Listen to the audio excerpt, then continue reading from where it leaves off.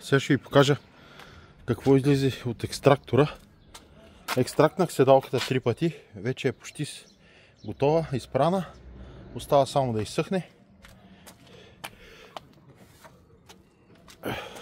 Ето колко ми са пени това. Реално не стига до филтъра. Пяната е един пръст. Затова ви казвам, че не слагам пянопреобразовател. Просто слагам повече вода. Ето тук си имам една шахта,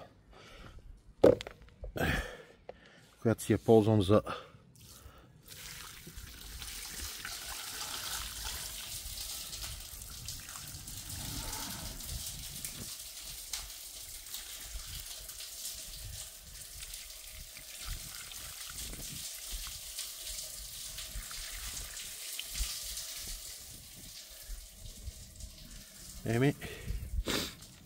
това е само от предната седалка.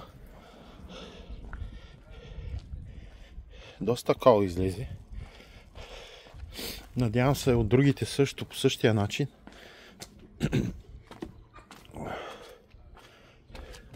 Ето това е филтъра. Това е един от най-добрите екстрактори за мене. Имал съм и на Керхер, и италиански, и на Лавор съм имал. Но това за мен е най-добрият екстрактор. Уникален, просто препоръчвам го.